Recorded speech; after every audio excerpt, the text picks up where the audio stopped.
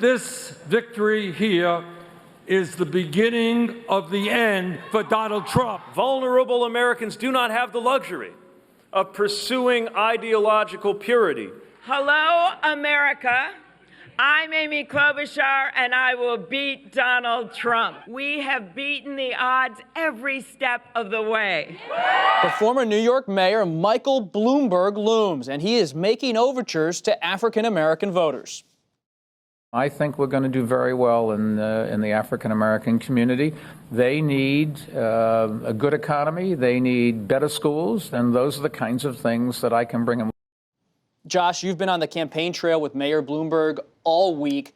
Can he get over his stop and frisk policy from New York and win over African-American voters in South Carolina, but more importantly, perhaps, in Super Tuesday states in early March?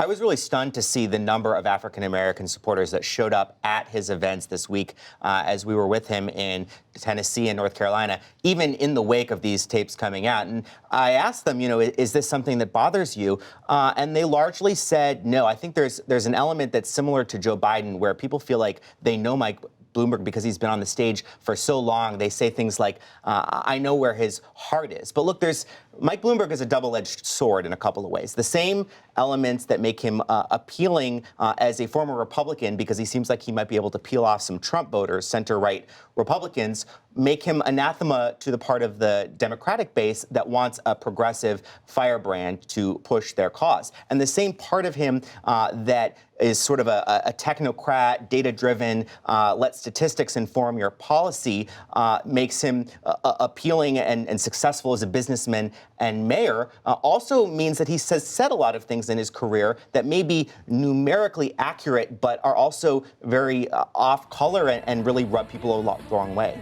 And Mayor Bloomberg is not the only one facing challenges with African-American voters. Mayor Buttigieg still faces questions about his policing record in South Bend. And Senator Amy Klobuchar on the rise from New Hampshire, facing some scrutiny of her prosecutorial record. Yeah, look, Iowa and New Hampshire are very different states from Nevada and South Carolina. 90% white. Very different from the states that will dominate on Super Tuesday as well. And for all the support we're seeing nationally, like you look at the African-American vote in particular, right? And no Democratic nominee has won the nomination without winning the majority of that vote. It just doesn't happen.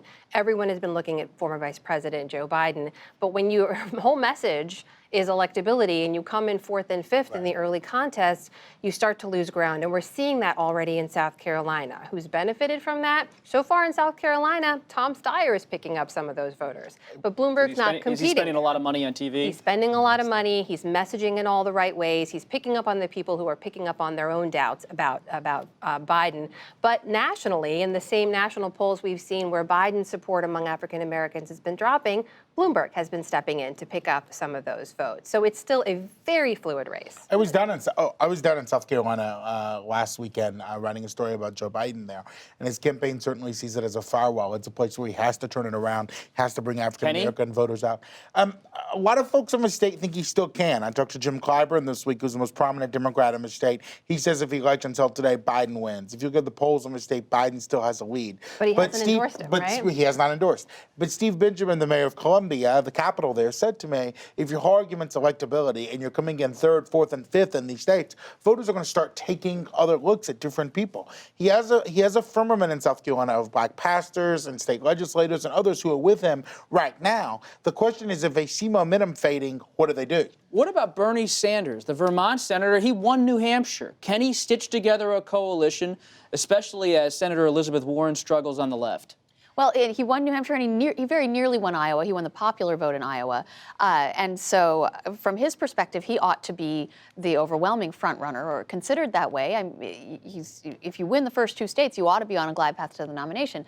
However, I think there's a lot of caveats around that from the so-called Democratic establishment, right? Is there a Democratic establishment anymore? Absolutely there is. Absolutely there is. And they are fearful that Bernie Sanders' candidacy would not be electable. And that's on the minds of a lot of Democratic voters as well. That's why people are flocking to Pete Buttigieg and Amy Klobuchar and Mike Bloomberg, because they so desperately just want to beat Trump. They're willing to forgive almost anything else. Now, that's not true of every Democratic voter, but it's true of a lot of the Bernie supporters. And so this faction of the Democratic Party, the sort of mainstream of the Democratic Party, is saying, you know, just because he's able to win in a fractured field with 25% of the vote does not show that he can be the standard bearer for the whole party, that he can broaden his appeal versus being just a factional candidate. So it's going to be his challenge going forward to see if he can consolidate more of the party around him. Josh, I remember when I first met you, it was at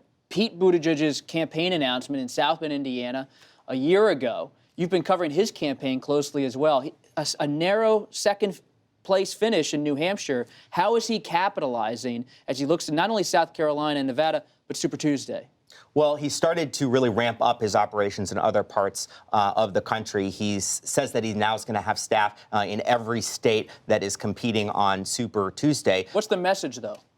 The message is that he is a coalition builder, someone that can bring people together, and that as some of these other candidates start to drop out in the field winnows, that he will start to consolidate some of that support from these other moderate candidates. But one of the things that we've heard over and over again from voters this cycle as we're talking to them around the country is that, you know, in Washington, we talk about sort of the progressive lane and the moderate lane, and they're not thinking of it that way. You talk to Bernie supporters who say, you know, my second choice is Pete Buttigieg. And you talk to Warren supporters who say, my second choice is Joe Biden. And so it's difficult to predict how that's all going to play out as the field continues to get smaller and smaller. What about Senator Klobuchar? You've seen minority candidates struggle in 2020 in this Democratic race. Female candidates have had a rough time, but Senator Klobuchar suddenly comes almost out of nowhere and finishes a strong third in New Hampshire. Can she capitalize on that quickly enough to actually make a dent in this race and be a contender? You know, we've seen her kind of step up to seize the moment, in her own words there. She sees that they have momentum. She thinks her message is starting to resonate with people. What is that message right now? It's that message of this is what makes sense, America, that, you know, you don't have to go all the way to the left to go with a super progressive candidate. You've got to have someone who can speak to some of these parts of America that voted for Obama in 08 and 12 and then went to Trump in 16.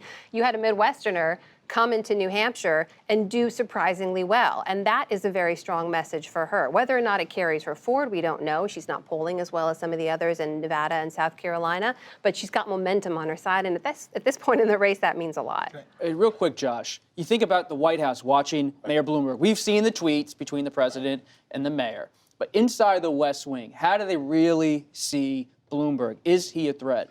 People around Trump are fearful of his money.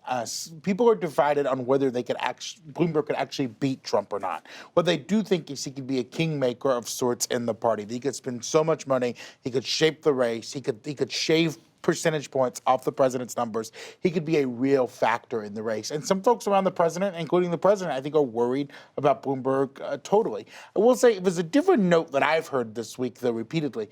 The White House loves watching Bernie Sanders as a front runner. I think of all of the folks in the field, the people that I talk to around Trump would love to go against Bernie Sanders. They love that matchup. They love the splintered field. They're clamoring for a brokered convention. I mean, so far, if you talk to Trump people in this primary, they're very happy with what they're seeing. Final thing, Molly, real quick. You used to report in Las Vegas, head of the Nevada caucuses. What's the outlook there? Important demographic Latino voters in that state. What's the I think the it is scene? absolutely up for grabs. I mean, and this is a state that historically has sort of followed Iowa and New Hampshire. We've seen big swings in polls in Nevada voting after the first two states. So the candidates are on the ground, and it's all up in the air, I think.